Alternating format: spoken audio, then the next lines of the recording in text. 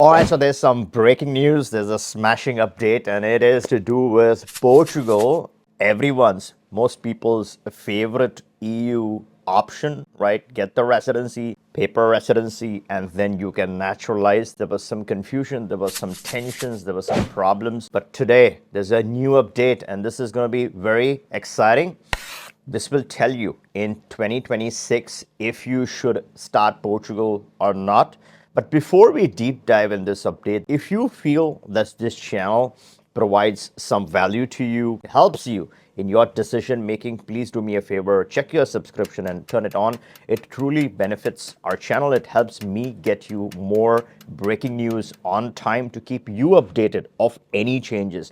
Now let's discuss what's going on. Let's recap what's been happening. So currently in the parliament, there was a bill which was approved by the lower house, the upper house.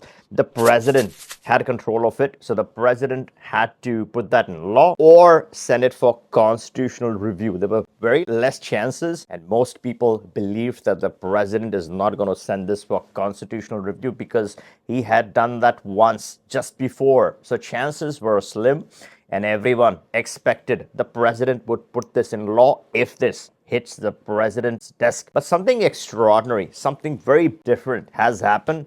This has only happened twice in the history of their proceedings. The group of opposing leaders have bypassed the president, and they were able to gain enough majority to send this directly for constitutional review by passing the president. So nope, the change isn't going to be 10 to 15 years. It's going to remain 5 years of wait for Portuguese nationality. The second major things that remains intact is that the day you upload your application to the IMA portal, that is the day on which the clock to citizenship will start, not when the residency permit is issued, because yes, there's a lot of delay with the residency permit issuance process. You don't have to wait until then for the clock to start.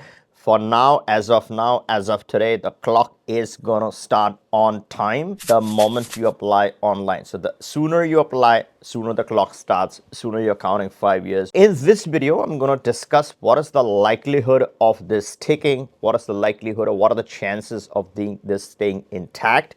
Is this again gonna seesaw in 2026? There is a backup that you can create. So let's say you were sitting on the edge, you were sitting on the fence, you didn't know what to do with Portugal. There's going to be 50% of people who are going to jump onto this and do it no matter what, because this is the only paper path to a EU nationality. There's no other EU country that would offer such extreme flexibility. So 50% of you watching who are interested in Portugal are going to go for it, and 50% are going to sit and wait and watch what happens. Now, the backup that I'm talking about, the backup that you can create. So let's say you are one of those 50% of the people who go for Portugal because it's just such an exciting deal.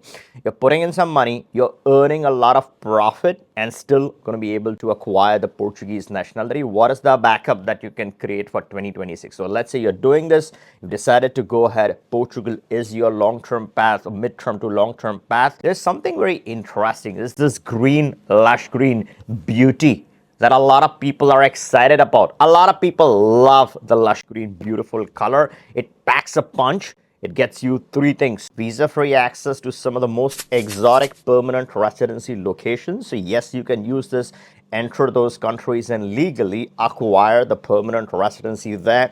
That's the first major advantage. Second, it's the cheapest, one of the cheapest passport by exceptions. Third is that it's an ECOWAS nationality.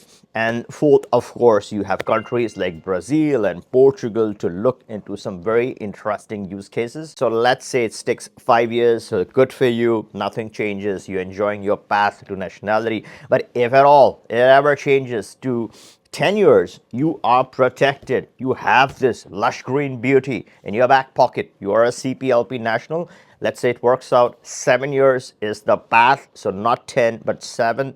So you are protected anyways if you're looking to add some interim options to your portfolio. There are two things that can happen over here with this situation, right? The law that's sitting. One is they would modify that, right? Make it more compatible, make it more pleasing for everyone, and then resubmit, redo the whole process. We don't know currently how much time this would take. That's one option. Second is they could completely discard it and rewrite the whole thing and resubmit something brand new for consideration. The point is, because this is getting struck down again and again, people are getting tired, people are getting fed up. So they better come up with something flexible that makes everyone happy, right? It's a very modest version of the law, which would hopefully retain most of the provisions of what was there before, because everyone seemed to be happy with the paper residency, with the 5-year path to nationality, or half the people were very happy. So as long as they're going to keep those half the people happy, then this is going to fly. They're going to make it something crazy like 10 to 15 years of wait, and investors have poured in their hard-earned money. It's not going to fly with everyone, right? There are going to be people in the parliament who are going to not agree to this kind of bullshit. So is Portugal a good option? I think it's still a very good option, especially if you're adding interim options. It does give you some security, but even without the interim options, I think Portugal is the only country that offers you a flexible golden visa. So yes, you have all the Schengen access in the interim, but it also doubles up as the path to EU nationality. A lot of people want to diversify their cash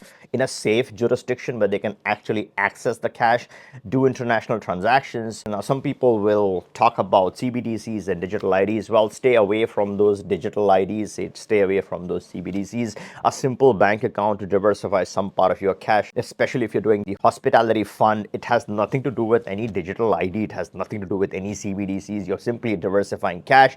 After 5 years, you're going to get handsome returns. Once you have the cash, once you have the fiat, then you can decide what you want to do with it. So you're diversifying cash, you're earning your way to that all-important EU nationality. So a lot of people will wait and watch and sit and waste more time. A lot of people will take action. They'll get some exotic additions to their portfolio while they wait that hot red Portuguese nationality. Let me know your thoughts in the comments below. Do you think this is the right time to do Portugal or not? In the interim, if you're looking for a super fast, exciting permanent residency that's paper, it's better than Portugal in my opinion, and it takes 3 days. It leads to a very powerful nationality, one of the most powerful nationalities in the world. And if you've missed that all important coverage, that breaking, check this video out. This covers all the details. It also compares this permanent residencies with 2 other permanent residencies, right? One is an EU permit. The other one gets you, it's an overseas hack, indirect legal hack to a EU full nationality. So if you haven't seen this one, definitely check this out. Catch you in this one.